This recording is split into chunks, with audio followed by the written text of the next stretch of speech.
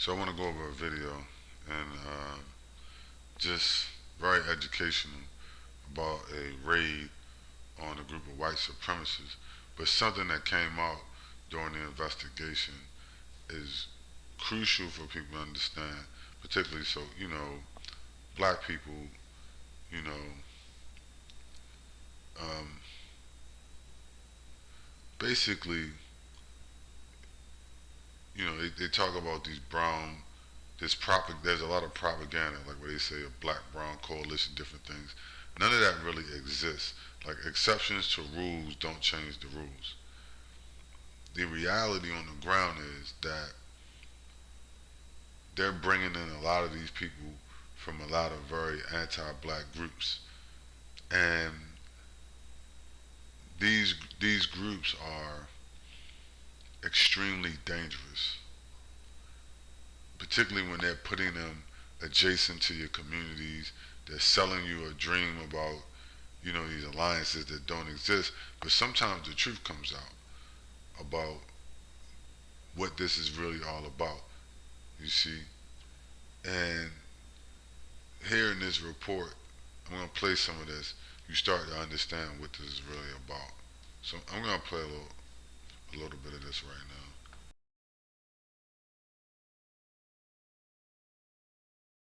Premise street gang, the Peckerwoods. The indictment charges a total of 68 defendants with numerous federal crimes. And now Eyewitness News reporter Sid Garcia is live at the LAPD's North Hollywood station with the details and video of some of the arrests made today. Sid? Guys, it was the LAPD, the FBI, the DEA, and other police agencies that took part in the takedown today. As you mentioned, dozens of members of this white supremacist gang were taken down, and according to the feds, they committed more than just hate crimes. Taking the guns out of the hands of gang members, taking drugs off our streets, increases the safety and reduces the harm that these activities pose to our communities. The LAPD, FBI, DEA, and other law enforcement agencies announced today that they've taken down dozens of members of the notorious white supremacist gang, the Peckerwoods. The gang is based out of the San Fernando Valley. 29 federal arrest warrants were served this morning. 68 members of the gang were indicted on charges ranging from gun violations to identity theft. It appears, however, that the business of hate was not enough for them. Their criminal activity took on different forms.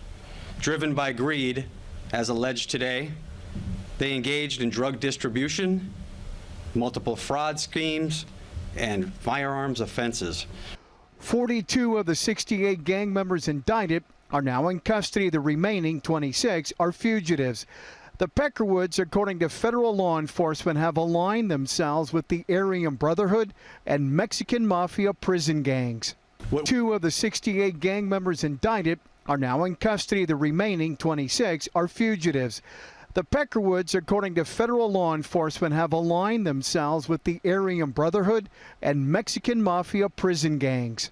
So what was the crucial piece in that report that I'm talking about is where he said that these white supremacists, white nationalists, white supremacists, different gangs, are aligning themselves with Mexican gangs. You see? So you have to understand, like, the integration of these Hispanic and Latin gangs with Nazis, white supremacists, white nationalists, and these anti-black racist groups. That's something you need to understand, and that's pretty much their culture. It's not there's no such thing as like black-brown alliances. You see, the truth about it is these alliances are really, the true alliances are that they have are white supremacists. That's why when you go to Brazil, you see the big statues of white Jesus, or when you go, you notice that in their churches they all have like white Jesus. They're Catholics, all this kind of. Their culture is a racist, white supremacist culture, and it's intertwined with it's intertwined at a cultural level. That's why these groups gravitate toward each other. And in the prisons, and on the streets, and then even in just regular culture, you see that, you see what you have. You have a white supremacist, basically these Hispanics, Latin groups, and everything. It's basically a white supremacist culture. It's all one thing, right? I think La Raza means white in the race, like these different Mexican groups. And so, in a shit hit the fan situation, as you see, they all intertwine. You see, they all intertwine. Far as if there is like a racial war or any type of strife, you'll see an intertwining of a combining and a tightening of these groups together. That's why they're bringing in, tens of millions of illegals to the United States, and they're giving them guns. They have the ability to drive cars without a license. They're giving them guns, jobs, money, resources. Where you see them in Ukraine, which is a Nazi organization. They're giving them billions of dollars. You see them in Israel, which is a Nazi, racist, white supremacist organization, ethno state. You see them giving them billions of dollars in weapons to kill so-called non-white people. Even though Arabs may consider themselves white, they don't. So, and if you tie it all together, it's the same thing where you see in this report, the so-called Hispanic gangs and Hispanic or Latin gangs are being integrated in with the white supremacists. Well, that's in their whole culture, right? It's not just at a gang level, right? It's that if you look at like I said, if you look at the different aspects as a whole, you look at the macro, you see that the whole thing is a Nazi, racist, white supremacist, anti-black cabal. And during like a SHTF situation, things like that, you will see these groups. Well, you see them now. They're all intertwined. But it would just be worse. Far as the impact it'll have on you, because it's no holds barred at that point, right? If it's a purge, they're gonna purge you. They're gonna combine, together to purge you, not the other way around. So you have to be aware of the alliance. You have to be aware of the alliances that people have, and the opposition that you're gonna get. You see, where you think people are your allies that aren't really your allies.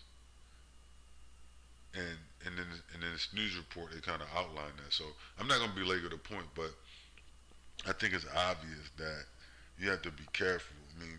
People generally,